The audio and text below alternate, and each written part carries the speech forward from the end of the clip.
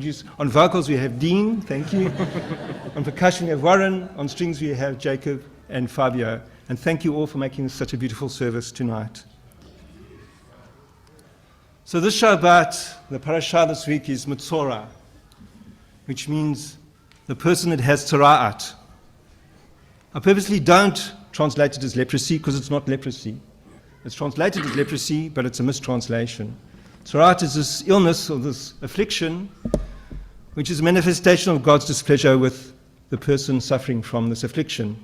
The clue that it's not a medical condition is in the fact that the Kohanim, the priests, were the ones who diagnosed someone with tzara'at and treated someone with tzara'at. And the Kohanim were not physicians. The Shabbat also happens to be Shabbat HaGadol, the big or the great Shabbat. What is Shabbat HaGadol? Shabbat HaGadol is the Shabbat just before Pesach. I'm sure we're all aware, we've started cleaning our houses and buying matzah. You're aware that Pesach begins on Monday night. So why is it called Shabbat HaGadol? Like many things in Judaism, no one knows. There's no answer to this question. Some postulate that perhaps it's called Shabbat HaGadol, the great Shabbat, because in times past, and maybe some communities still today, the rabbi would stand up and give a long sermon in detail, reminding the congregants of the laws of Pesach. And because they had to sit through a long service, they called it Shabbat HaGadol, the great Shabbat. But don't worry, I'm not going to give a long sermon tonight. Another reason that is given, which is probably more accurate, is that there's a special Haftarah for the Shabbat. So you don't read the Haftarah of Metzora, we read the Haftarah of Shabbat HaGadol. And it's from the prophet Malachi, or Malachi as they say in English. And it's an interesting name because Malachi simply means my messenger. A malach is a messenger or an angel. Malachi means my messenger. So many academic scholars postulate that Malachi wasn't his real name. And even the rabbis postulate and give some opinions as to who this Malachi was. But he took on the name Malachi, his stage name was Malachi, my messenger, and he brought messages to the people from God. And one of the things he talks about, which forms, it's a very short book, but one of the things he talks about is the Messianic age. And this is the extract that is chosen for the Haftarah of Shabbat HaGadol, because it says, the opening line is, Hinei anochi sholech lechem et Eliyahu hanavi lifnei bo yom Adonai HaGadol v'hanora. Behold, I will send you Elijah the prophet before the great and terrifying or awesome day of God. So HaGadol is there, and that's what's called Shabbat HaGadol. And then he continues and says, V'hashev lev avot al banim, that God will turn the hearts of parents to their children, v'lev habanim al avotam, the hearts of the children to their parents. Pen avo v'hakiti et haaretz cherem, lest I come and smite the land to utter destruction. Elijah is an important figure in Jewish folklore, and he plays a very important part at our Pesach Seder.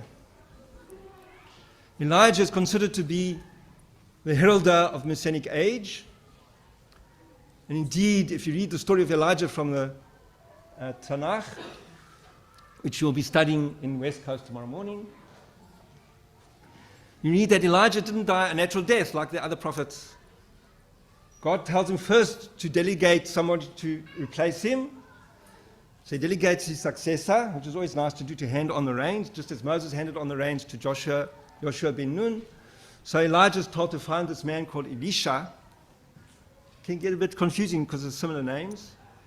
And place his cloak over Elisha and give Elisha the authority to become the prophet instead of Elijah. And then Elijah is swept up in a chariot of fire into heaven. And Jewish folklore sees him as traveling the world and visiting people visiting children. He's the guardian of children. That's why he's present at every Brit Milah to bring healing to the child. And he visits the sick and the lame and those who have tzara'at, the Metzora'im. So it connects quite nicely with our Parashah of the week. And he's going to herald the Messianic age, as I mentioned. Another thing he's going to do is answer all the questions that you don't have answers for. So perhaps he'll come and tell us why the Shabbat is called Shabbat HaGadol. There's a phrase used in the Talmud, which is also used in modern sports, in Hebrew, and it's called teiko. And it's probably a shortened form of the Aramaic tekum, which means to stand still, because the Talmud is full of debate and discussion, as Judaism should be. And everyone had their own opinions, and there's an old joke, if you have 2 Jews in a room, you're going to have 3 opinions. And that's what the Talmud is. And they debate and discuss. And then they decide on majority what the law or the custom should be. But the beauty of the Mishnah and the Talmud is that it also includes the minority decision is written down, so that all voices are heard. But some questions can't be answered. There's a tekum, there's a standstill, there's a tie, there's no majority. And so they leave that for Elijah to come and tell us the answer. And so the shortened form of the word tekum becomes teiko, and many say it's an acronym standing for Tishbi Yitratz Kushiot Uva'ayot. That the Tishbite, who's Elijah comes from Tishbi, the Tishbite will come and explain questions and problems that we can't find an answer to. So questions and answers are also part of the Seder. Judaism is full of questions, and we should question, because it's the only way we can learn. And some questions don't have answers, and that's also okay, because answers often just concretize and stagnate things. But if the question is open-ended, we can learn and grow from it. So the importance of questions is illustrated at the Seder by the Arba Koshiot, the 4 questions which are asked by children. Usually they sung, and the parents cried great bachas from hearing their children sing Ma Nishtana, Halala Hazeh, Mikol Halalot. And the questions open the door for the Magid, for the storytelling of Pesach. The questions aren't directly answered, but that's okay. It's important that we start with questions. And what are the questions about?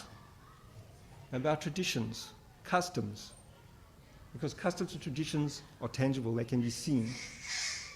And so the child asks a question, why is this night different from other nights? Why on all other nights we have to sit up straight, others off the table, but this night we can lean with the others on the table? Why this night do we dip twice? Well, other nights you're not supposed to dip anything in any liquid, except if you're Sephardi, then you have lots of dips. And so on. Those questions are important. We should all be questioning. You have the 4 children, Abba Banim. The one who's wise, understands everything. The one who's wicked. The one who's simple. And the one who doesn't know how to ask. And we are instructed by the HaGadol to tell the story of Pesach to each and every one at their own level. Not in the same way, but at their own level. The wise child is taught all the minutiae of Pesach, including all the laws of kashrut for Pesach, because they understand and can grasp. If you say the same answer to a simple child, the answer will fly past his or her head, and they wouldn't understand a thing you're saying. Not fulfilling the mitzvah of lahagid lavanecha, to tell your children. And so you have to simplify things for that child. Someone who's wicked, who divorces himself from the community and asks, what does this mean to you? You say, it's because God brought me out of Egypt. You're excluding that wicked child because they're excluding themselves. But you leave the door open for them to come back into community and re-embrace traditions. The most problematic child of all is the one who does not know how to ask. So you have to, before they can, because they don't know how to ask, you answer without them asking. And you teach them, hopefully, to ask questions, because it's so important to ask questions. Often in the classes I give, in the shiurim I give, someone will say, Rabbi, I have a stupid question to ask. There's no such thing as a stupid question. They're all important, because if you don't ask, you're never going to learn. We have 4 cups of wine, symbolizing the 4 promises that God gave to the people of Israel. Hotseiti, hitzalti, ga'alti, velakachti. I shall take you out of Egyptian bondage. I shall deliver you, redeem you. I shall deliver you. I shall take you as my own. So we have 4 cups. But there's a 5th promise.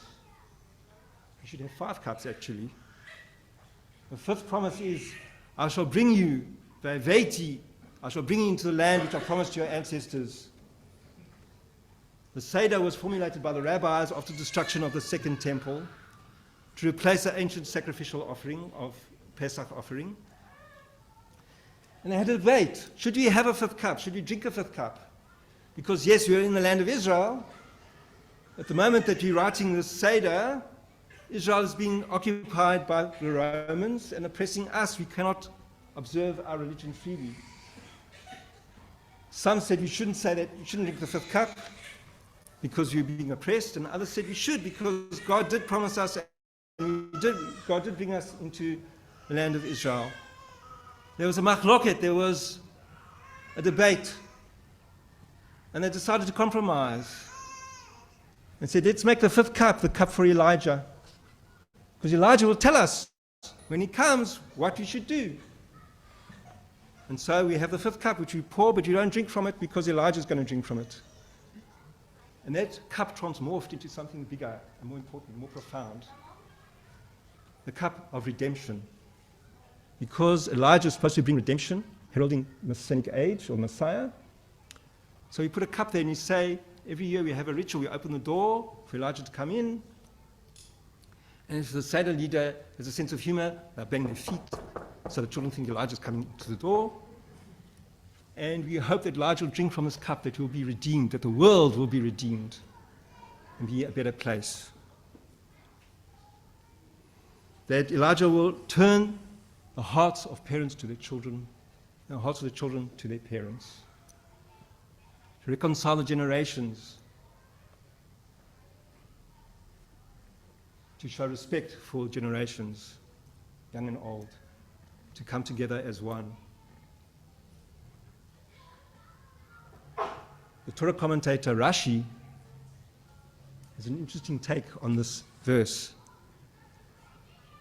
To turn the hearts of the parents to their children, and the hearts of the children to their parents.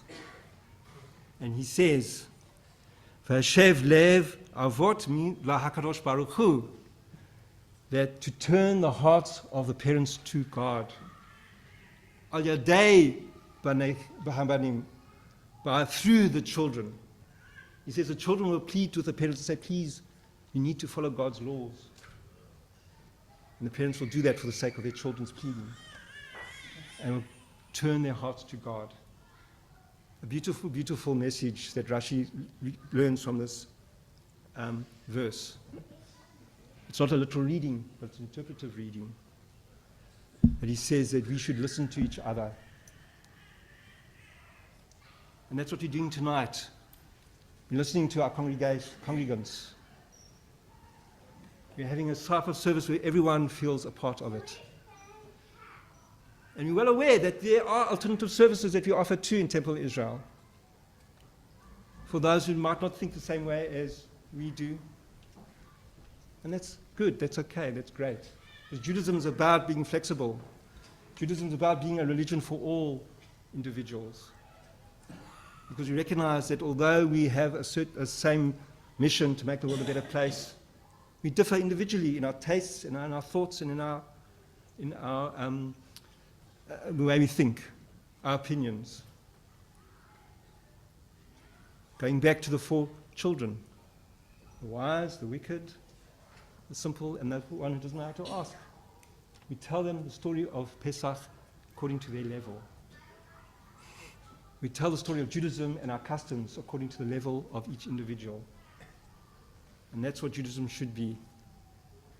It should be about connecting to God, to previous generations, and to future generations the way that we would like to connect.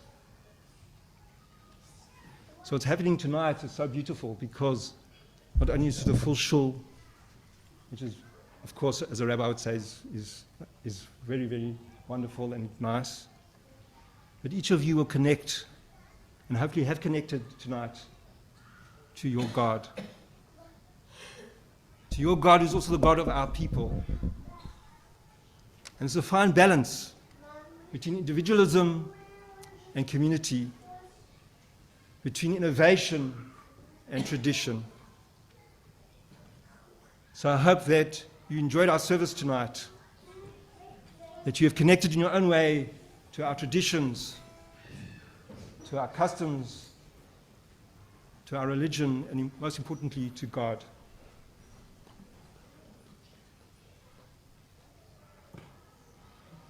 Traditions are so important because they are our safety net during the turbulent times of life, the turbulence of life.